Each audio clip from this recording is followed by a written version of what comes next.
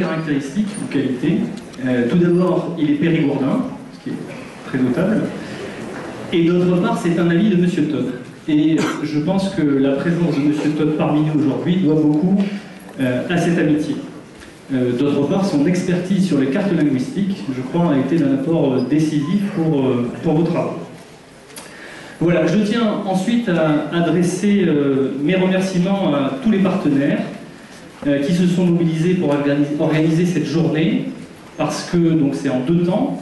Il y a donc tout d'abord cette conférence sur le mystère français, donc le livre que M. Todd a fait avec Hervé Lebrun, donc des nouvelles fractures territoriales à la permanence de la nation, c'est le titre que nous avons choisi.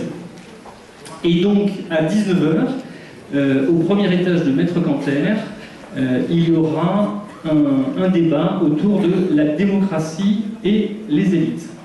Donc j'espère que certains d'entre vous viendront, mais peut-être pas tous, parce que il y aura que 150 places, et donc ça nous poserait quelques problèmes de logistique. Donc la conférence ainsi que le débat ce soir seront suivis d'une séance de dédicace. Voilà, donc je tiens à remercier tous les partenaires, ils ont été nombreux à se mobiliser. Donc tout d'abord le conseil municipal de la ville de Périgueux et son premier magistrat, monsieur le maire Michel Moirand, qui nous accueille dans cette salle. Le Centre national de la fonction publique territoriale, son président François Deluca et son directeur régional Didier Mercier-Lachapelle, ce qui fait que dans la salle il se trouve un certain nombre de fonctionnaires territoriaux. Ensuite, le syndicat national des directeurs généraux et des collectivités territoriales. Le président, les directeurs généraux sont les plus proches collaborateurs des élus. Donc le président régional Stéphane Busson, qui est ancien DGS de Sarlat et qui est actuellement à Saint-Jean-de-Luz, ainsi que, et donc à remercier avant tout le président départemental François Duhan, qui est directeur général adjoint à la mairie de Bergerac. Autre partenaire, l'association des administrateurs territoriaux de France, sa présidente Marie-Francine François, et les membres de la délégation régionale, Muriel Samgiao du Conseil général à Gironde et Sylvie Makarenko de la mairie de Bordeaux, ainsi que moi-même, Philippe Laporte, donc je suis le directeur général de Périgueux. Autre composante de cet après-midi de cette conférence, le campus Périgord, ce qui nous vaut la présence de nombreux étudiants, que je salue. Donc le département d'études juridiques et économiques de Périgueux, son directeur Pascal Courbeau, et l'IUT de Périgueux et son directeur Benoît Janet.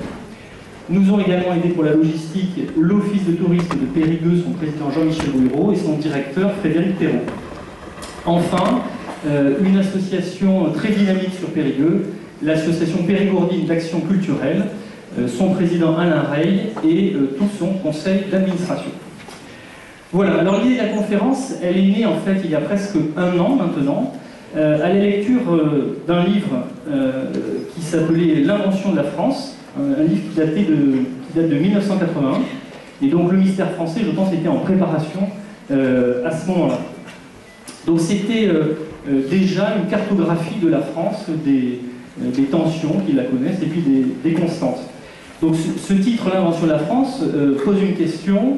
Donc la France aurait donc été inventée. La question c'est par qui et comment. Pardon. Je rêvais déjà une partie. Alors ce sont des questions relativement anciennes et que se sont posées de grands historiens comme Augustin Thierry, Michelet, Marc Bloch ou Fernand Braudel.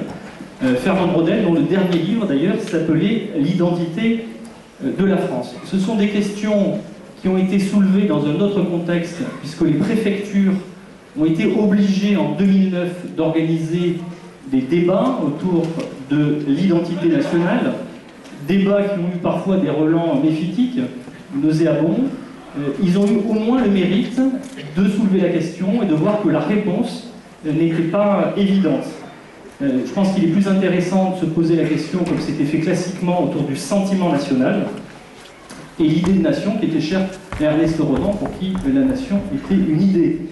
Alors je voudrais vous lire juste quelques phrases de ce qu'écrivait Charles de Gaulle au début de ses Mémoires d'espoir. La France vient du fond des âges. Les siècles l'appellent, mais elle demeure elle-même au long du temps. Y habitent des peuples qui étreignent au cours de l'histoire les épreuves les plus diverses, mais que la nature des choses pétrit sans cesse en une seule nation.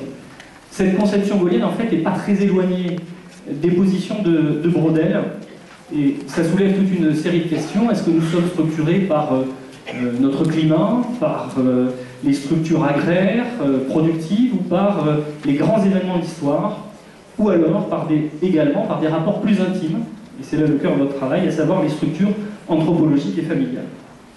Dans la salle, il y a des étudiants, mais il y a aussi des fonctionnaires territoriaux et des élus, dont la mission est justement de développer des territoires. Et c'est là où votre travail est d'un apport fondamental, parce qu'il permet de comprendre ces éléments ancestraux et qui sont sans doute aussi importants et structurants que les structures productives ou que la politique économique. Alors, Monsieur Todt, vous connaissez Périgueux. Ce département de la Dordogne, c'est un territoire très ancien, au peuplement voilà, très préhistorique.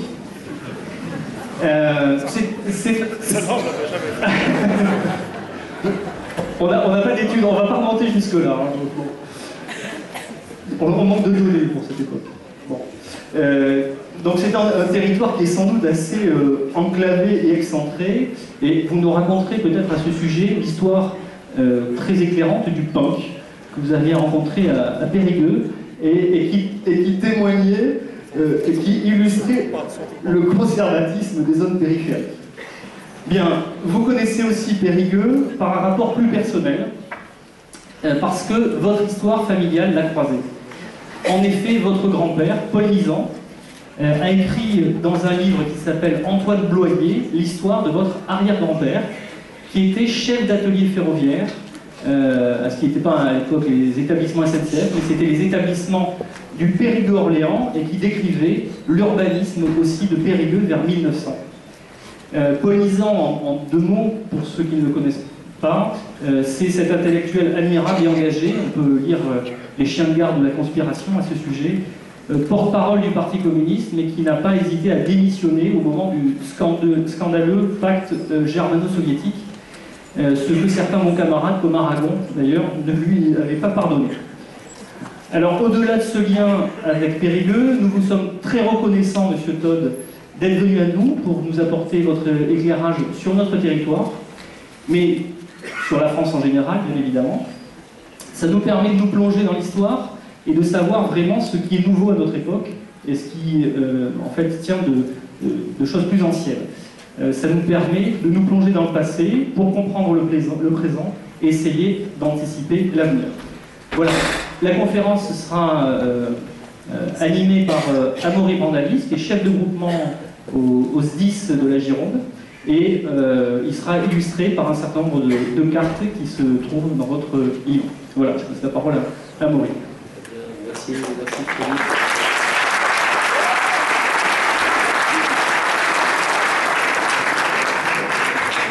Je remercie quand même pour la présentation. J'étais quand même très impressionné par votre compétence sur mon grand d'ailleurs. Vraiment, voilà. Bon, enfin, c'est clair, je ne me suis pas fait tout seul intellectuellement. Je viens d'une famille. Bien, merci Philippe. Alors pour introduire cette conférence et introduire un petit peu, présenter un petit peu les travaux d'Emmanuel Todt, mais je sais qu'il y en a beaucoup dans la salle qui le connaissent, hein, vu l'audience qui est ici aujourd'hui. On pourrait commencer par dire que ce qui structure un petit peu votre travail depuis longtemps, c'est l'idée qu'il y a des facteurs anthropologiques, les structures familiales, les structures de l'habitat, les formes de religion, mais également les facteurs démographiques, taux de natalité, mortalité, l'alphabétisation, le niveau d'éducation, qui viennent structurer les phénomènes politiques, sociaux, économiques. Donc c'est un premier point. Alors j'aurais presque envie de dire, Emmanuel Todt, que votre travail fait du bien dans l'époque actuelle et que vos livres devraient quasiment être vendus dans les pharmacies, parce que nous sommes abreuvés par un récit médiatique qui nous offre une vision du temps de la société qui est extrêmement fragmentée. C'est un peu la dictature de la conjoncture, où il y a un phénomène qui vient chasser l'autre, où plus personne ne comprend exactement comment est structurée la société. Et je dirais que votre travail, avec une belle constance depuis décennies, vient introduire des continuités, vient montrer comment il y a des structures qui, depuis des décennies et même des siècles, viennent structurer les phénomènes de notre vie de tous les jours. Donc ça fait du bien, je dirais, aux citoyens contemporains qui ont en mal de repères. Je dirais que ça fait du bien également aux fonctionnaires, et notamment des fonctionnaires territoriaux dans la salle, ou à des élus qui sont sous la pression de l'usager, qui de plus en plus aussi sont sous l'emprise de la dictature de l'économie, mais de l'économie, on va dire, de l'économie de la conjoncture présente, fragmentée. Et vous, le mérite de votre travail, c'est de réintroduire les grandes continuités qui viennent structurer la diversité des territoires français replacés dans un contexte plus général. Alors, ce qu'on vous propose aujourd'hui, alors je sais que ça sera très difficile de contenir votre propos dans un temps aussi contraint. Voilà, on a fait le pari, et vous avez bien voulu passer ce contrat avec nous, d'essayer de rentrer dans cet exercice, c'est d'avoir un cheminement en 3 temps. De manière très simple, très pédagogique. Là, il est en train d'expliquer que c'est lui le chef. En langage diplomatique. Un premier moment où on va resituer les concepts phares de votre travail sur les structures anthropologiques et religieuses qui viennent constituer la France. Et nous aurons un petit temps d'échange à la fin de cette première partie. Un deuxième sur les phénomènes démographiques, éducatifs, économiques. Et on verra notamment le phénomène de désindustrialisation de la France qui est vraiment frappant et qui ressort très, très fortement dans les cartes. Et un troisième moment, je dirais, où on vous lâchera un petit peu plus la bride, Monsieur Todd, sur le versant politique des choses, et on abordera un certain nombre de questions politiques, d'actualité. Alors, sur la première partie, les structures anthropologiques et religieuses, ce qui serait bien, donc, c'est de commencer par cette carte que je trouve qui est vraiment fantastique et extrêmement intéressante, qui représente une synthèse des structures familiales, qui est un concept clé dans votre travail, pour comprendre le système anthropologique français, avec un certain nombre de concepts, les concepts de famille souche, de famille nucléaire, qui viennent constituer la diversité anthropologique française. Donc, est-ce que vous pourriez nous présenter, introduire ces concepts et nous montrer comment ils viennent structurer le territoire français? Je suis très content qu'on commence par cette carte qui nous a donné avec Hervé Lebras des heures de négociation sur les couleurs. Donc le gris, c'est ce qui est nucléaire en fait, c'est les systèmes familiaux traditionnels, individualistes. Les gens ont tendance maintenant à penser que papa, maman, les enfants seulement, c'est la modernité.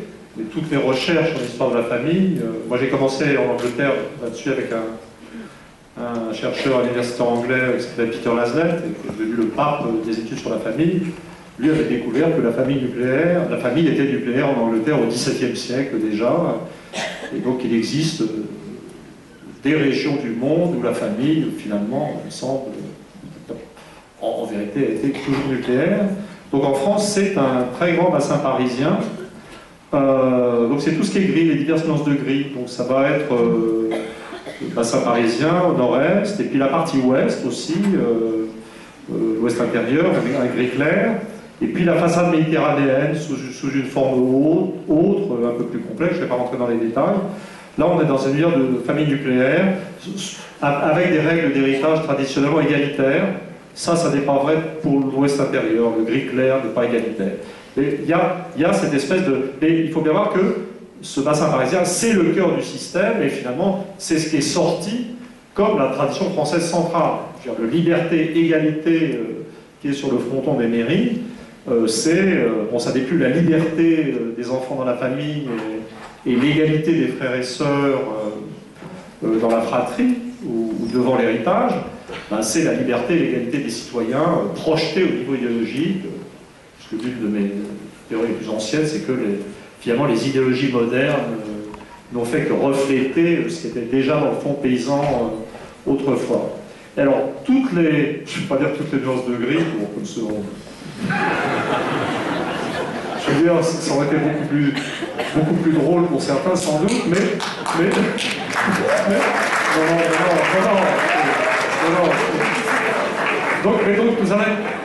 donc c'est toutes les nuances de brun, maintenant, dont je vais parler. Et donc tout ce qui est vaguement brun, ou jaunasse, ou rose sur la carte, c'est des systèmes complexes. C'est-à-dire c'est des systèmes familiaux qui plus complexes que la famille nucléaire, où il n'y a pas juste, où il n'y avait pas simplement papa, maman, les enfants. Il y avait des interactions plus fortes entre générations, et puis éventuellement des interactions entre frères et sœurs qui pouvaient durer au-delà du mariage. Donc les archétypes, c'est ce qu'on trouve, c'est le brun le plus foncé, qu'on va trouver dans l'extrême sud-ouest et en Alsace, avec une nuance plus claire s'étalant jusqu'aux Alpes. C'est l'autre système, polairement opposé par ses valeurs à la famille nucléaire égalitaire du Nord. C'est ce qu'on appelle la famille souche, depuis le sociologue Frédéric Leplay. C'est des systèmes à héritier unique, en fait, où la norme, en milieu paysan, c'était qu'un seul des enfants, généralement l'aîné des garçons, mais s'il n'y avait pas de garçon, une fille, qui prenait un mari en gendre dans la famille. Et donc là, on avait des systèmes, au contraire, à forte interaction entre les générations. Vous voyez avoir corésidence de 3 générations dans un ménage.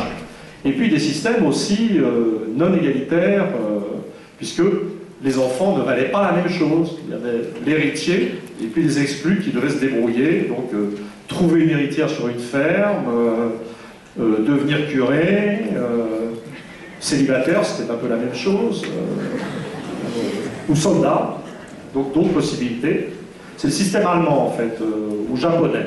C'est pour dire que la diversité française est grande, parce que ce qu'on trouve dans l'espace français, en termes de diversité familiale, c'est quelque chose qui va, je dirais, il y a autant de diversité familiale dans l'espace français, en fait, on va le voir, que dans l'ensemble des pays européens. Je veux dire, il y a de l'Angleterre, il y a de l'Espagne, il y a de l'Allemagne, du Japon, de la Russie, il y a des systèmes communautaires. On est sur les franges d'ailleurs ici en Dordogne, je ne pense pas que vous en soyez très conscient. Mais voilà, alors, donc ça c'est la famille souche d'Occitanie, et l'Alsace, c'est l'opposé de la famille nucléaire par les valeurs. Mais, donc la France, c'est à la fois, c'est un système dont le cœur est libéral et égalitaire, qui a une périphérie avec une dominante, ou un autre système important qui dit le contraire, puisque les valeurs de la famille souche, c'est l'autorité du père sur le fils et l'inégalité des frères.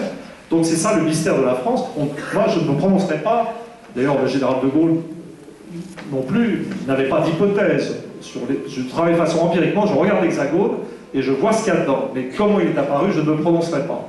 Mais ce qu'on constate, est la bizarrerie du système français, et qui fait que vraiment, ça n'est pas du narcissisme français, une satisfaction de type qui ne connaît que la France, de dire que la France est un pays vraiment spécial. J'ai travaillé sur tous les pays du monde. J'ai dans la tête tous les systèmes familiaux du monde, au niveau régional, dans la plupart des pays. Donc si quelqu'un me posait des questions, je peux faire un quiz, c'est absolument pas intéressant, mais je veux dire, vraiment, la France est spéciale, c'est pas juste qu'elle est diverse, c'est qu'elle est organisée contre elle-même. C'est-à-dire qu'il y a un cœur qui dit liberté, égalité, et depuis toujours, il y a une périphérie qui disait plutôt autorité et égalité. Et la France, c'est l'articulation des deux. Mais ça n'est pas que ça. Je pense que si ça n'avait été que ça, ça n'aurait pas tenu. Et il y a, en fait, oui, il y a plein, c'est pour ça le problème des nuances de brun. Avec nuances de brun, on est en terrain sûr, il n'y a pas d'implication pornographique latente. Mais je veux dire, il y en a beaucoup. C'est-à-dire que vous allez trouver, alors il y a une région, une sorte de brun clair qui va jusqu'à Charente et à la Vendée, qui est absolument indéfinissable. Les systèmes familiaux bretons, c'est encore autre chose. Dans le Nord, on va trouver des phénomènes de corésidence temporaire entre générations. Il y a la même chose en Belgique. Donc des choses différentes. Alors, je vais parler quand même un peu plus précisément, puisqu'on est à Périgueux, de ce système, c'est plus rouge hein, finalement, je vois sur la carte, qui va justement, ah bon c'est parti, je suis censé la connaître par cœur, mais qui va de la Dordogne à la Nièvre. Il y a une longue bande le long du Massif central, où on trouve des systèmes familiaux que j'appelle communautaires, et qui sont une forme particulière spéciaux, qui n'occupent pas toute la culture régionale, qui au sud vont se mêler à la famille souche, dans le sud-ouest, et puis donc du côté de la Dordogne, ça va se mêler à des formes souches, et du côté de la Nièvre, ou l'Allier, ça va se mêler à des formes nucléaires égalitaires du bassin parisien. Alors, la famille communautaire, c'est des formes dans lesquelles vous pouvez avoir pas simplement ces formes complexes, dans lesquelles il n'y a pas simplement le père marié et un enfant marié, mais où il peut y avoir plusieurs enfants mariés et éventuellement sans père. Donc ça peut être, dans le cas français, ça peut être deux frères mariés, un frère et une sœur, les deux ayant chacun leur conjoint, ou deux sœurs mariées. C'est en fait assez original comme système, parce que cette famille communautaire, elle est massive à l'échelle de l'Eurasie, mais en général, c'est toujours simplement deux frères mariés. Et il y a exclusion des filles. Donc dans le cas du nord-ouest du Massif central, on a des choses, ne croyez pas, je ne voudrais pas du tout flatter la population périgourdine ou habitant dans le Périgord. On trouve des systèmes comme ça dans d'autres régions du monde, chez les Indiens des États-Unis. C'est pas du tout, il n'y a pas qu'ici, mais en Europe, je ne vois que cette région. Et donc c'est une région assez originale où de communautarisme, donc de solidarité familiale, mais d'une solidarité familiale qui n'est pas par nature antiféministe, qui rentre dans le cadre général des systèmes familiaux français, qui sont, alors je sais que l'oppression des femmes est terrible, que nous n'avons pas fini d'en être débarrassés, mais pour un anthropologue, les systèmes du nord-ouest de l'Europe et de la France sont parmi ceux qui existaient de plus favorables aux femmes à l'échelle planétaire, quand même. Alors Emmanuel Todd, j'observe de manière très pernicieuse juste au bon moment, bravo. Que la structure familiale girondine, en haut à gauche là, est assez différente de la structure familiale du reste de l'Aquitaine. Gironde est le siège de la capitale, Bordeaux, de la région Aquitaine. Ah bah, la région, si on pense sud-ouest, si on veut avoir une vision simple du sud-ouest, il faut penser sud-ouest centré sur Toulouse. Donc il n'y a aucun problème. Toulouse c'est d'ailleurs l'une des régions où la famille souche a été inventée au XIIIe, XIVe siècle. La famille souche, c'est pas l'éternité. Hein. Si vous allez au-delà du XIIe siècle, c'est autre chose. Mais donc si on va, c'est cet axe assez horizontal finalement, on a de la famille souche. Mais dès qu'on va à Bordeaux, en fait à Bordeaux, on est aussi sur il y a des influences parisiennes, c'est autre chose. Et en Bordeaux, c'est autre chose. Donc la région aquitaine elle-même, sur cette frange nord-ouest, hein, c'est ça, n'est absolument pas homogène et simple. D'accord. Dans les facteurs, dans les structures anthropologiques, bon, on a parlé des structures familiales, on a également l'habitat et la religion. Alors, bon, là on a la carte de l'habitat groupé.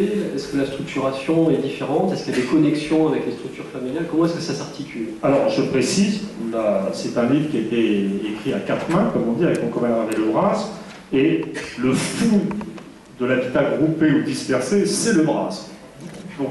Donc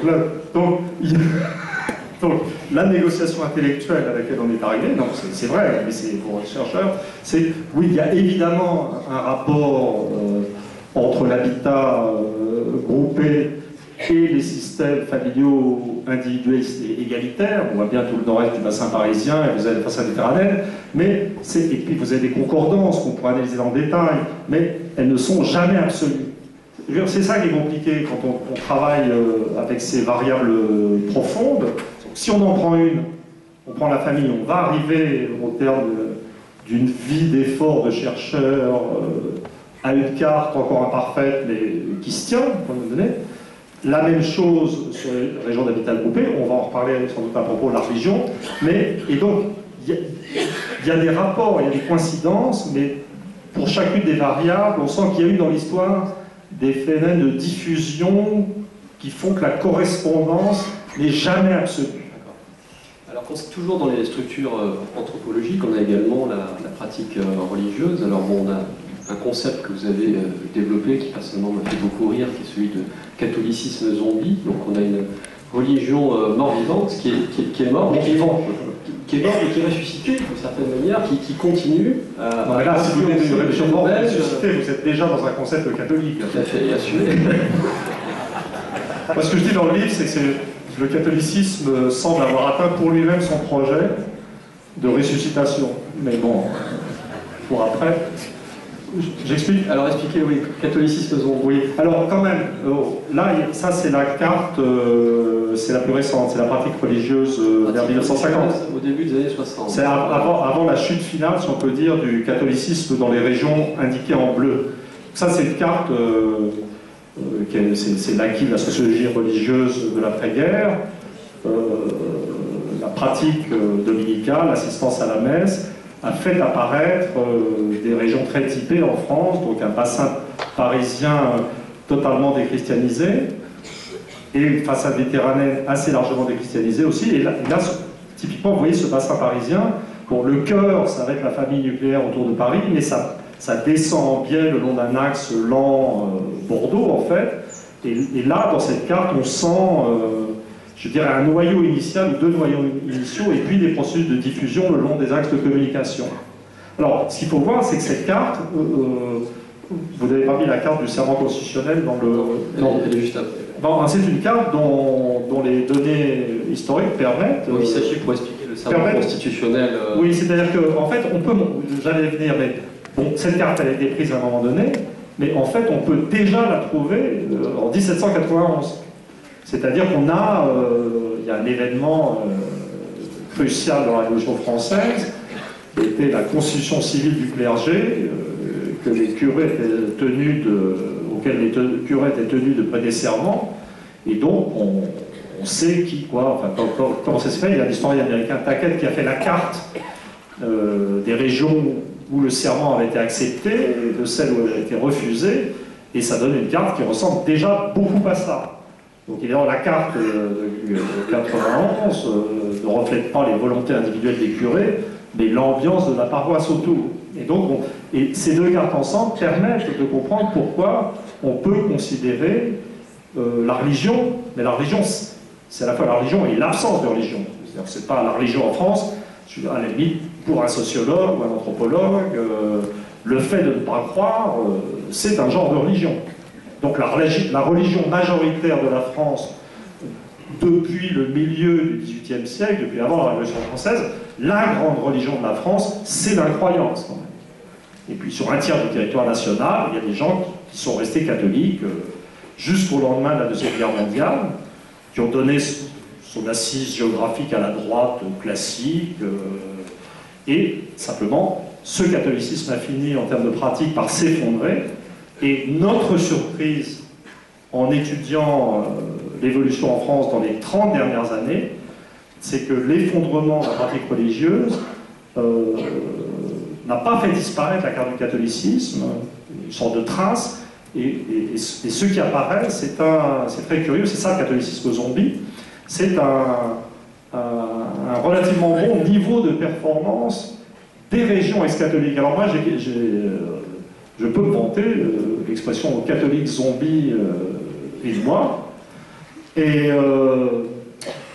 alors de performance de quel point de vue? Eh ben, c'est-à-dire que quand on regarde, c'est les cartes les plus importantes de nos jours, c'est des cartes de progrès éducatif, de proportion de bacheliers qui vont au-delà du bas, et bien entendu, dans le monde actuel, et comme toutes les familles le savent très bien, du niveau de performance éducative dépend localement, régionalement des taux de chômage, des phénomènes de difficultés sociales, etc. Et donc on a ce truc. Alors moi, ma terreur, c'était... enfin, j'avais très très peur de devenir l'idole des cathos. Parce que moi, personnellement, ma famille, c'est la tradition plutôt judéo-bolchevique. Le Bras, lui, vient d'une excellente famille catholique. Donc le livre est syncrétique, écuménique, il n'y a pas de problème. Mais moi, j'étais embêté. Et donc, il faut bien comprendre que quand je parle de catholicisme zombie, donc c'est pour faire rire, mais c'est aussi, pas pour faire rire, c'est pour me mettre à l'abri des louanges exagérées de l'archevêché.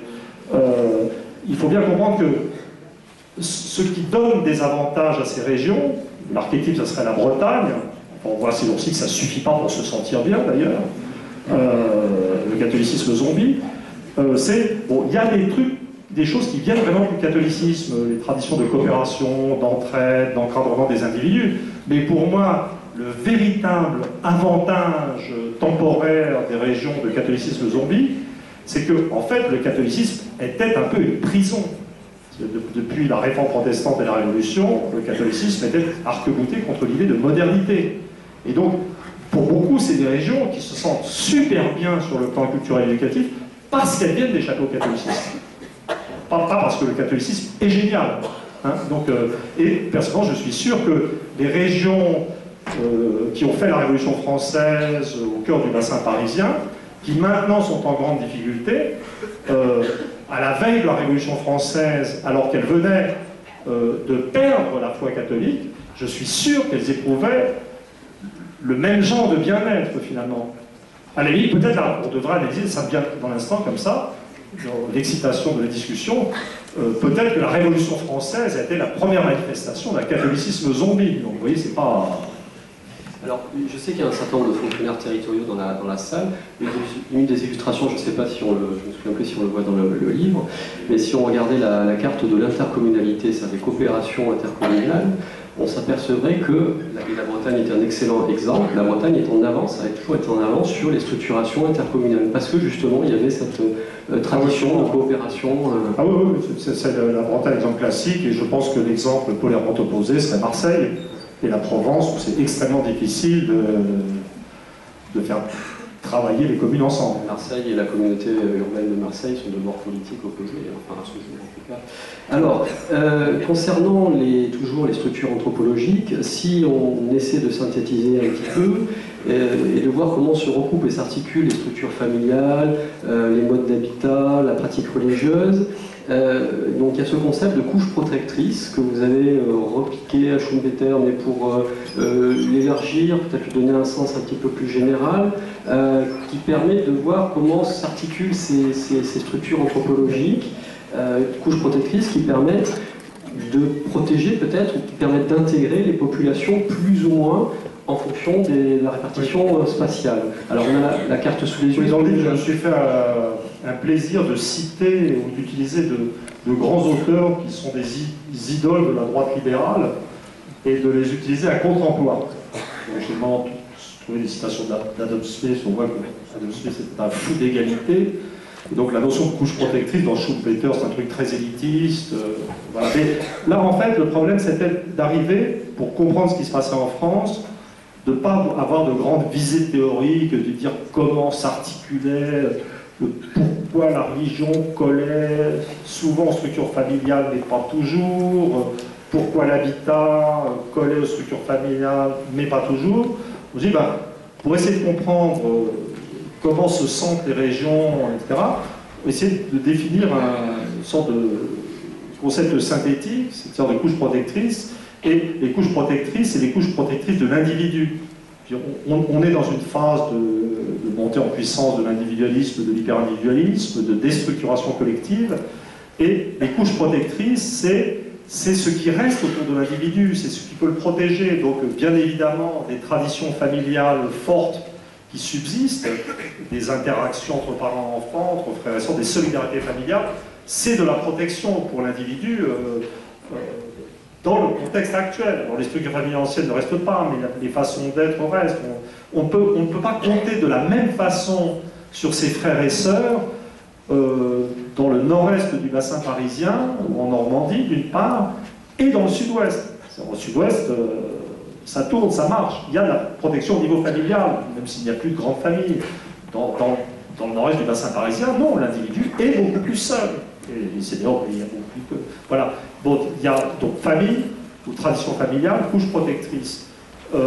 Habitat, ça donne un autre genre. Alors, c'est un peu contre-intuitif, ça c'est une très belle idée d'Hervé Lebras, c'est qu'il s'est bien rendu compte que c'est dans les régions d'habitat dispersé que, paradoxalement, c'est l'habitat dispersé qui était une protection, parce que dans les régions d'habitat dispersé, les gens sont habitués à faire des efforts pour se voir. Alors que dans les régions d'habitat groupé, qui ont été explosés par l'urbanisation, les banlieues, etc., les gens n'ont pas la bonne culture pour arriver à se voir dans un contexte où on va faire ses courses non plus dans la boutique du village, mais simplement dans un hypermarché anonyme, etc. Donc, autre habitat dispersé, autre protection. Tradition catholique zombie, autre type de protection. Et donc on a, d'une façon assez simple, on a affecté des poids théoriques à des valeurs, et on a tout additionné, et la carte, ce que montre la carte, ça, le bleu foncé, c'est les régions de protection les plus faibles, une fois que tout est additionné, et bien entendu le rouge le plus sombre, c'est les régions de protection les plus fortes, et nous voyons, d'après ce que la Dordogne est dans une région plutôt de protection, mais pas au niveau le plus élevé. Je pense que ça serait intéressant pour ceux qui travaillent dans le monde des collectivités, de la fonction publique, d'essayer de superposer cette carte avec celle de la carte des RMistes, ou des populations SDF, ou des gens qui ont perdu contact avec le lien social. Alors, ça marche. Ouais. Alors, j'ai envie de vous faire une objection qui serait la suivante. Comment est-ce que ces structures familiales peuvent traverser les décennies et les siècles, alors qu'aujourd'hui, on est dans l'ère de la mobilité. Je suis né à Bordeaux, je vais aller travailler à Lille, ou plutôt l'inverse d'ailleurs. Il y a une grande mobilité. Si je vous cite, les Français bougent beaucoup. Entre 2004 et 2009, 26% des jeunes de 20 à 25 ans ont changé de département. Il y a une grande partie des étudiants qui sont dans la salle, ils vont peut-être travailler à Lille demain. 22% des personnes de 25 à 40 ans et 8% de celles de 40 à 55 ans.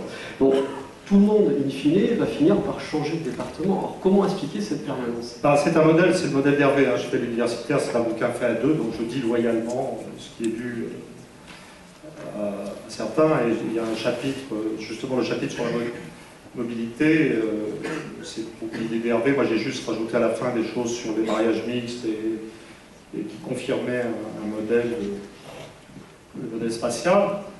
Et donc c'est tout à fait grave parce que je peux dire que ce chapitre est excellent puisque ce n'est pas moi qui l'ai fait. Donc je le recommande, parce que je ne peux pas faire sur 10 chapitres. Bon. Et l'idée d'Hervé, c'est de montrer que le niveau de mobilité chaque année, etc., d'abord dans un premier temps, je veux dire, ne donne pas la totalité du cycle de vie et masque le fait qu'il y a énormément d'allers-retours, en fait. Et qu'une bonne partie de la mobilité se fait d'un département à un département proche et que beaucoup de gens vont à Paris et puis finissent, reviennent. Je pense que dans le sud-ouest, on est très conscient de l'existence de ces phénomènes de mobilité circulaire. Alors là, j'ajouterais quelque chose en mon nom sur la permanence des cultures locales. C'est pas normal, il faut bien voir que là, on parle de choses qui, dans la conscience commune, dans l'idée des journalistes de TF1 ou des sociologues ou traditionnels, c'est des choses qui ne devraient pas exister. On est dans la modernité, tout change, tout converge, s'homogénise, les cultures régionales sont super menacées, il faut protéger ce qui en reste, ça va être terrible de vivre dans un monde gris où tout est devenu pareil.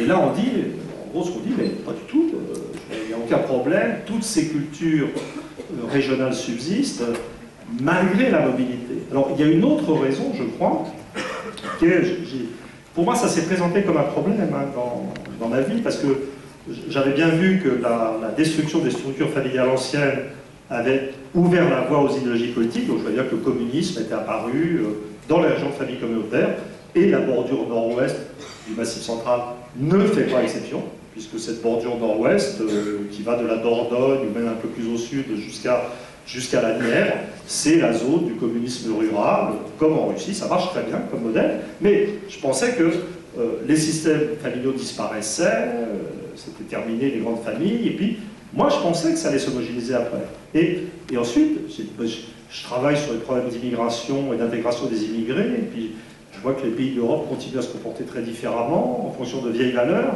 et donc j'ai été amené, et puis là dans le bouquin ça a recommencé, on a vu que les provinces n'étaient pas du tout en convergence, mais pour nous, pour moi je pense, c'est une donnée empirique, ça n'est pas une préférence personnelle. Ça ne m'aurait absolument pas gêné que tout converge.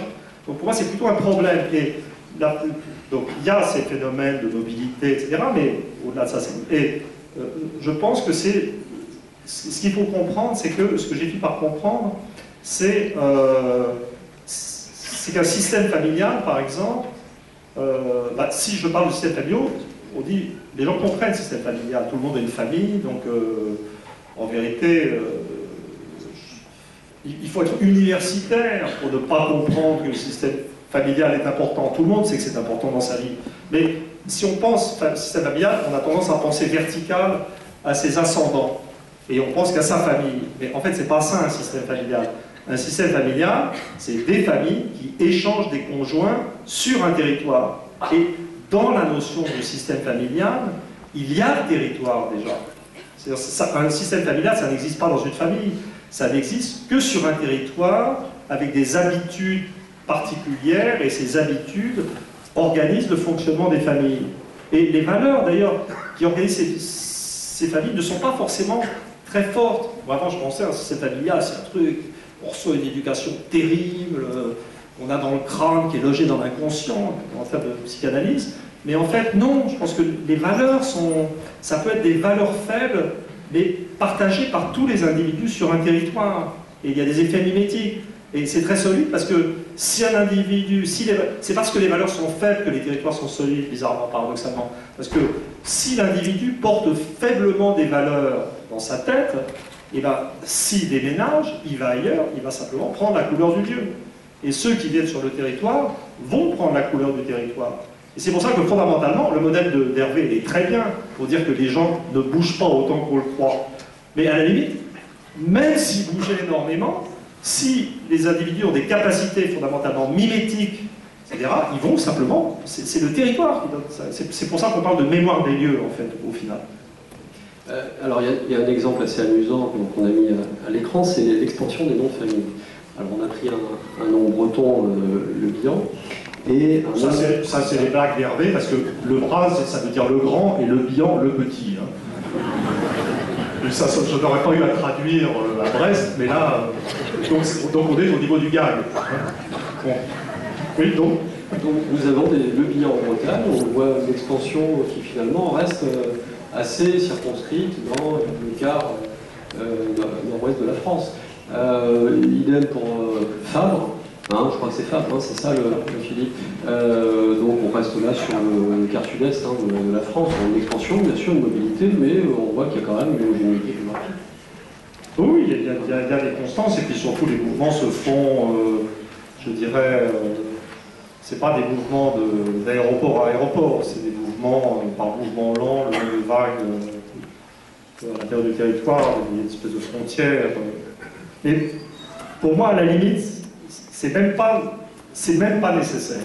Vous voyez, c'est-à-dire la permanence d'une culture n'est pas empêchée par d'extrêmes niveaux de mobilité parce que les gens prennent la couleur du lieu où ils arrivent.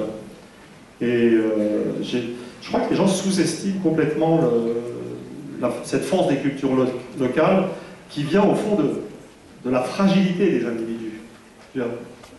Il y a derrière mon modèle, dans sa définition la plus récente, il y a l'idée que l'individu n'est pas grand-chose tout seul. Il n'existe que dans son milieu. Quand on voit les types du ministère des Finances, on voit qu'ils ne sont pas grand-chose en tant qu'individu. Je veux dire, ça rentre tout à fait en phase avec ma réflexion sur l'incapacité des élites françaises. Mais ce n'est pas le sujet. Voilà. Vous voyez, je pourrais appliquer exactement le même modèle à l'incapacité des élites à sortir de l'euro. Parce que fondamentalement, on n'a pas confronté à des gens qui pensent beaucoup, on est confronté à des gens qui pensent rien. C'est ça que vous voyez? On va revenir dans un troisième temps. Je vous sens déjà bouillonnant sur le sujet. Alors, pour commencer à aborder un sujet un petit peu politique, au carrefour de la démographie, des structures anthropologiques et de la politique, et un débat assez contemporain, c'est celui de l'immigration. Alors, On a une thèse contemporaine selon laquelle la France serait en péril, serait la proie de hordes, non pas d'anglais, puisqu'on est en Dordogne, mais de populations. On avait des cartes, en fait, on s'est demandé si on avait publié une carte des Anglais, enfin, des Européens menaçants. On l'a pas fait. Alors, certains prétendent que ces populations d'origine nord-africaine ou africaine, avec des structures familiales, anthropologiques supposées radicalement différentes, je ne sais pas, je suis ignorant sur le sujet, viendraient mettre en péril la structure familiale française, à supposer qu'elle existe. Alors il y a des statistiques assez intéressantes sur les mariages mixtes, notamment dans votre livre. Qu'est-ce que vous pouvez nous en dire là-dessus? Alors, d'abord, de façon générale, je vais me permettre d'être un peu long. Non, c'est très important quand même, l'immigration. Donc, je voudrais bien poser les choses. Les structures familiales des immigrés récents sont effectivement très différentes. C'est-à-dire, par exemple, si on prend le système familial qui domine au Maghreb, on a un système vraiment patrilinéaire, vraiment centré sur les hommes, et avec quelque chose qui au départ est à l'opposé de la tradition européenne continentale. C'est-à-dire que la tradition, c'est tout à fait pré-chrétien, mais la tradition européenne, c'est l'interdit sur les mariages entre cousins. C'est possible, c'était possible avec dispense du pape, mais c'est rarissime, on a des taux inférieurs à 1%, et d'ailleurs d'une façon caractéristique, l'interdit légal est tombé et le taux n'a jamais été aussi bas. Les gens ne sont pas conscients. C'est ça l'anthropologie, c'est on fait des choses qui vous paraissent évidentes et on n'est pas du tout conscient, ça n'a jamais été appris, c'est juste comme ça. Donc, on n'épouse pas sa cousine et on peut le faire et dans ce cas-là les gens ricanent autour. En gros, le système familial arabe, c'est juste l'opposé, c'est une préférence pour le mariage entre cousins et spécialement pour le mariage entre les enfants de deux frères, côté patrilinéaire.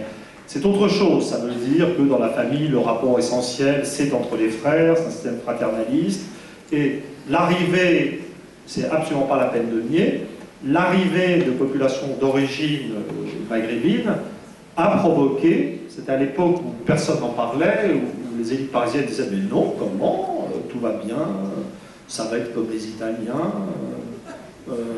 comme les Espagnols, plutôt dans le sud-ouest, il n'y a pas de problème. » En vérité, le contact entre deux cultures opposées par les concepts a provoqué un élément de ressentiment populaire. C'est l'époque où le Front National est arrivé, je dirais, comme une surprise pour les élites politiques postmodernes.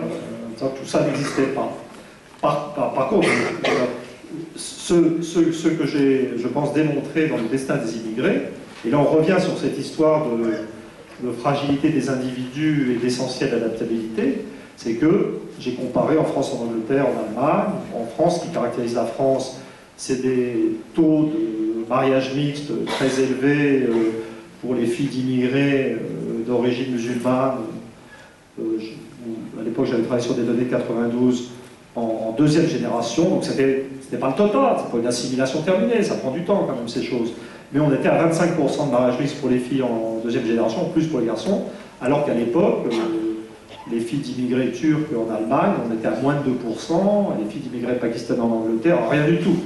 Donc la France est tout à fait ouverte, et la tradition française de l'homme universel, ou plutôt de la femme universelle dans ce cas-là, jouait, continuait à jouer, à opérer sur le plan anthropologique, et avec des difficultés et des conflits intermédiaires. Alors, on est des chercheurs honnêtes, il y a eu de grandes difficultés économiques, il y a eu au niveau idéologique une diabolisation je veux dire, de la question immigrée, etc., spécialement dans les années récentes, et le phénomène Sarkozy a été l'apogée de ça, avec une distinction d'ailleurs. Là, ça venait plus tellement je dirais, des milieux populaires eux-mêmes, une sorte d'islamophobie, je veux dire, téléguidée par l'Élysée, d'une certaine manière. Et donc, on sort d'une sale période de ce point de vue-là. Et donc, on a fait une vérification. D'abord, Hervé a fait un modèle spatial, voir comment, si la dispersion des populations d'origine, plus c'est maghrébine ou algérienne, se poursuivait. Et moi, j'ai été regarder la dernière enquête sur les mariages mixtes. Et ce qu'on constate effectivement, c'est qu'on reste dans un modèle d'ouverture avec beaucoup de mariages mixtes, mais ça n'a plus augmenté. Donc il y a eu une sorte de pause, et Hervé a noté que la diffusion spatiale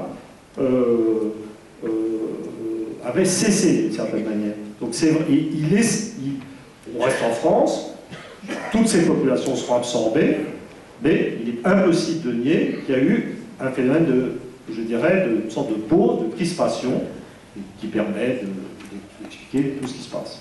Voilà. Est-ce qu'on peut citer quelques chiffres pour avoir des ordres de grandeur en tête sur les mariages mixtes? Pour les hommes descendants d'immigrés d'origine, alors algérienne par exemple, c'est 46%, marocain 43%, tunisien 63%, donc on voit quand même des différenciations entre pays d'Afrique du Nord, sahélien 59%, turc 20%, européen du Sud 81% et Vietnam, Laos, Cambodge 76%. Donc là il s'agit des mariages mixtes concernant des hommes. Donc voilà, on voit qu'il y a quand même une différenciation. Oui, c'est-à-dire qu'il y a, si on fait de l'anthropologie, on arrête de... Moi je suis très loin des débats, je suis un type de gauche, je suis très fier que la France ait vocation universelle et je suis convaincu que, par exemple, la grande métropole de l'Île-de-France est l'une des régions du monde où tous les peuples et toutes les races et toutes les religions du monde vont fusionner. C'est un processus en cours. Mais je veux dire ça, pour moi, ça n'est pas rentrer dans des trucs du genre « Oh, il n'y a pas de problème, les systèmes sociaux sont tous les mêmes », ne pas voir les différences. Donc, pour moi, le modèle, c'est il y a la France qui a effectivement son modèle d'assimilation, qui d'ailleurs ne repose pas uniquement sur des choses, des qualités intrinsèques, morales des Français. Une bonne partie du non-racisme pratique des Français est solidement fondée dans la paresse. Parce que les gens, il y a un truc dont les Français ne sont absolument pas conscients, c'est que organiser racialement une société, c'est hyper fatigant. Vous voyez, il faut vraiment être obsédé pour faire tenir l'enfermement. Il faut... je veux dire, vous avez le choix en termes de mariage, entre une jolie fille, toutes choses étant égales par ailleurs, entre une jolie fille d'origine étrangère et un boudin garantie nationale. Je veux dire, et donc il y a des cultures où le boudin sera préféré, vous voyez. Et c'est ça suppose un certain type d'organisation psychique sérieux. Et les Français n'ont pas ce truc-là. Vous voyez, les Français, c'est des gens qui vont faire des blagues racistes, idiotes, et puis qui n'en diront rien. C'est la distinction entre l'anthropologie et l'idéologie. Je me suis perdu dans cette péroraison. C'était quoi le sujet? Voilà. Mais il y a des différences. C'est-à-dire, il y a le système français, et comme effectivement il y a des différences, je veux dire, il y a des niveaux, des rapidités d'entrée dans le système national qui sont différentes. Donc ça va correspondre à des variables d'origine, mais aussi des variables de classe, parce que les gens qui viennent ne viennent pas des mêmes milieux sociaux, pas les mêmes niveaux d'éducation. Donc il y a une grande diversité. L'un des trucs qui m'a frappé, c'était la vitesse d'intégration des femmes d'origine africaine en France, qui crée une différence avec le monde anglo-saxon assez stupéfiante. Alors, pour aborder un autre sujet qui flirte également avec le politique, mais sans y rentrer vraiment, nous sommes actuellement dans un nouvel acte de la décentralisation. Se pose la question des territoires institutionnels, politiques pertinents, avec des débats sur les bons découpages régionaux, départementaux, faut-il même supprimer certains échelons territoriaux. Alors, ces territoires institutionnels sont plus ou moins articulés avec une réalité historique. Bon, ici, on est dans le Périgord historique, je dirais que le découpage institutionnel va presque de soi. On peut s'interroger sur d'autres découpages institutionnels comme celui de la région centre, par exemple, qui a été appelé comme ceci peut-être par défaut. Alors, je voulais qu'on revienne sur cette carte qui a été projetée au début sur les structures familiales. Il y a beaucoup de réflexions depuis une quinzaine d'années sur les découpages régionaux pertinents. Quelle devrait être la carte des régions pour les 20 prochaines années? Et je me demandais si cette carte-là ne pourrait pas tout simplement être la future carte des régions institutionnelles qu'elle est sur les systèmes familiaux. Qu'est-ce que vous en pensez? Surtout pas. Comment dire? Alors, d'abord, j'annonce la couleur. Je ne suis pas trop chaud pour la décentralisation, personnellement. Mais c'est parce que, j'en parlais tout à l'heure de journalistes qui m'ont interrogé sur ces questions, donc j'ai des choses bien à l'esprit. Pour moi, les modèles de décentralisation, il y a des avantages à la décentralisation, il y a des avantages techniques, c'est une évidence. Je ne suis ni compétent ni complètement abruti sur ces questions. Hein. Mais il me semble que le projet de décentralisation s'est appuyé, si on peut dire, sur une ignorance totale de la diversité française et de sa solidité. Donc il y avait l'idée, et puis sur des modèles implicites de... Il n'y avait pas... La tendance générale du monde moderne était la convergence, et que la divergence des régions n'était pas le problème. Le problème, c'est affreux, les différences régionales vont disparaître, vous voyez, donc il faut protéger les trucs comme ça. Et des modèles comme ça marche en Allemagne, parce qu'en fait, quand on fait l'anthropologie de l'Allemagne, les structures familiales sont à peu près les mêmes partout en Allemagne, avec quelques nuances en Rhénanie. Donc vous décentralisez dans un pays comme l'Allemagne, vous n'avez aucun problème, mais parce que c'est partout pareil. Il y a un clivage catholique protestant, mais je veux dire, la culture allemande, en Allemagne, vous avez partout des mecs disciplinés, disciplinés, on va s'arrêter. Je veux dire, en France, vous n'avez pas partout des mecs disciplinés. Ça se trouve, je ne donne pas de région, mais je veux dire, on est plutôt... vous passez de Rennes à Marseille, c'est deux grandes villes modernes aussi. Marseille est plus gros, mais Rennes c'est quand même quelque chose. Et ceux dont on entend parler dans les faits divers à la télé, c'est Marseille. On sent bien qu'il y a une culture régionale très vivante. Voilà. Et je veux dire, et Rennes, on n'entend pas parler parce que c'est une autre culture régionale très vivante et je veux dire, et plus paisible. Non mais c'est ça l'arrière-plan. Donc pour moi, je ne suis pas contre la... Vous me demandez mon avis, je vous le donne. Je ne suis pas militant sur ces questions du tout. Et si on me demande mon avis, je le donne. Voilà. Donc j'aurais plutôt tendance à penser que le problème actuel de la France, c'est un problème de décentralisation excessive. Parce qu'on avait sous-estimé le niveau de vitalité et les différences entre les diverses provinces. C'est-à-dire que c'est vrai que si vous décentralisez dans un pays comme la France, alors ce que vous allez découvrir, c'est que, effectivement, dans un premier temps, les régions à forte interaction, en gros les régions je dirais, de couches protectrices fortes, une tradition de coopération un peu, ou qui ont des traditions de résistance à l'État central, vont avoir une assez bonne aptitude à l'organisation, à l'auto-organisation. Une fois de plus, l'archétype, c'est la Bretagne. Et puis, dans d'autres régions, plus individualistes, plus atomisées, plus centrales et d'ailleurs plus habituées avec une vision positive plus forte de l'État, vous aurez plutôt plus de difficultés. Vous aurez un phénomène de divergence interrégionale.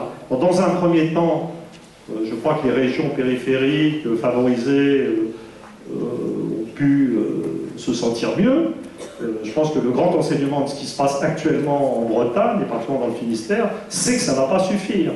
Hein, c'est vraiment parce que la France existe et si ça fonctionne mal, tout le monde finira par couler au niveau économique. Et si on a une vision, une fois qu'on a pris conscience de l'activité, de la solidité de ces structures régionales et de la façon dont elles ont guidé la marche à la vérité, on se dit plutôt que ce dont la France a besoin, c'est que l'État commence à rejouer son rôle de coordination. Pas franchement, hein. Donc, et même, à la limite, la région, l'une des régions sinistrées par la décentralisation, c'est la région parisienne. Ce dont la région parisienne a besoin, c'est d'une reprise en main des décisions par l'État central. Donc, et en partant de là, dire quel est le meilleur découpage me laisse un peu silencieux. Vous voyez, c'est pas... Et puis surtout, l'idée, là, vous dites, ah, mais ça va être génial. Maintenant, on a la carte des tempéraments. C'est vrai que c'est fondamental pour les fonctionnaires territoriaux de savoir avec qui il parle. Je veux dire, être fonctionnaire territorial dans le Var et dans le Finistère, c'est juste pas la même vie. Hein? C'est pas notre... Ça fait, sur Circule, ça doit faire une vie assez diversifiée finalement. On peut changer de pays dans la même langue, en gros. Hein? Mais si, réfléchissez, si vous avez la carte parfaite des tempéraments régionaux et que vous découpez en fonction de ces tempéraments régionaux, autant supprimer la capitale et dire que c'est des pays. Je veux dire, une partie du découpage régional et départemental doit être fait pour assurer l'unité du système. Donc dans une certaine mesure, il ne faut pas qu'il corresponde à l'anthropologie. Vous voyez? Et d'ailleurs, une partie des régions ont été conçues pour que ça ne dérive pas trop. La région pour laquelle la Loire-Atlantique n'a pas été collée en Bretagne, c'est quand même fondamentalement pour éviter une réémergence de la Bretagne en tant qu'entité politique. Et ça n'est pas vrai de la Dordogne. C'est vrai que la Dordogne reprend vraiment beaucoup la trace du Périgord. Mais c'est quand même, on est pratiquement dans l'une des provinces qui a échappé au charcutage administratif, un charcutage administratif ayant l'objectif de contrôler la culture locale. Vous voyez ? Alors, est-ce que le problème ne serait pas plutôt celui que chacun les gère le bon niveau de choses à son niveau? Est-ce qu'on n'est pas prisonnier d'une représentation spatiale des choses? Et le constat qu'on a chez un grand nombre de cadres de la fonction publique territoriale, c'est que l'État, en voulant se mêler de tout dans le détail, finalement n'arrive à se mêler de rien. Et au contraire, là où on devrait avoir un cap général sur des politiques structurantes et où on attendrait un discours fort de l'État, ben, ce discours finalement n'est pas forcément présent avec les moyens financiers en contrepartie, parce que justement l'État, en souhaitant être partout, bon, il y a l'exemple flagrant des sous-préfectures, ben, en voulant être partout, il n'est nulle part. Non, mais là, je ne suis pas compétent. Je veux dire, pour les sous-préfectures, c'est à vous de me dire. Hein. En ce qui concerne l'État central, à partir du moment où vous parlez du rôle de l'État central en France, l'État central en France, déjà, il est plus central, puisque l'État a perdu le pouvoir de création monétaire avec la Banque État de Francfort. Donc, quelque part, je veux dire, partir en guerre contre l'État jacobin, je veux dire, c'est devenu ridicule, puisque l'État jacobin est maintenant sous contrôle je veux dire, monétaire d'une institution qui est en Allemagne, avec la réglementation qui arrive de Bruxelles, et actuellement, on a un État central, une administration, qui, pour moi-même, en tant que la pratiquant, on la trouve à un niveau de performance tout à fait remarquable par rapport à ce que j'ai connu quand j'étais gamin, mais on a un gouvernement dont le problème est la dette publique et qui ne peut plus rien faire. Donc on a un État central, et donc les moyens d'action de l'État sont nuls pour des raisons budgétaires. Donc, dans un certain sens, on a une administration qui tourne, il n'y a plus aucun moyen d'action. Donc, quelle que soit la forme administrative donnée, si on reste dans ce système, l'État n'aura aucun moyen d'action. Vous pouvez découper la grille de toutes les façons. Vous voyez, on a atteint un niveau de dérèglement du système national au point que, pour moi, ça n'a plus tellement de sens. Je m'excuse, je suis obsédé, mais je réponds sérieusement. J'accepterai de reparler de découpage quand on aura foutu en l'air l'euro. Vous voyez? Et voilà, vous voyez, je suis complètement sérieux. Et au-delà de ça, il me semble quand même, je dirais à l'instinct, ce que je sens le plus, et d'ailleurs ce qu'on sent sur nos cas, c'est l'importance du département. C'est-à-dire que Hervé avait fait remarquer, il a une technique cartographique tout à fait particulière qui permet, ce qu'on voulait faire, il y a les 36 000 communes, et puis il y a les phénomènes de moyenne qui permettent de faire des zones ça permet de regarder à l'intérieur des départements. Mais on a laissé les limites départementales sur les cartes pour se repérer, parce que c'est comme ça qu'on visualise en France, et il y a beaucoup de phénomènes. Donc on peut faire des zones qui transcendent, qui traversent les départements, mais pour toutes sortes de phénomènes de difficultés sociales, de relégation, de catégories défavorisées, on les voit simplement s'agréger sur les frontières des départements. On voit les phénomènes de relégation à l'intérieur des départements, mais pour moi, à l'instinct, je me dis que ce qui sort, c'est à quel point le département est dans un contexte d'implosion des structures de sécurité, etc., à quel point le département a l'air important. Et de toute façon, on a vu les Alsaciens. Je veux dire, il y a eu un vote, un référendum en Alsace. Non, pour moi, le référendum alsacien est le Stalingrad de l'européisme régionalisant, puisqu'on a vu 2 départements de l'Est, du cœur de l'Europe, les pays les plus prospères, refuser d'être autre chose que des départements. En tout cas, l'un des deux, ça suffisait. Donc un rôle important du maire de Colmar pour faire capoter. Oui, voilà. Mais je reconnais, je suis... peut-être que vous avez pensé que je suis un franchouillard traditionnaliste, et que je participe moi-même de cet attachement au département, mais bon. Alors je vous propose, ça fait 3 quarts d'heure que nous échangeons, d'avoir un moment d'échange désormais, maintenant d'un quart d'heure à peu près avec la salle, sur ces thématiques-là. Donc un micro va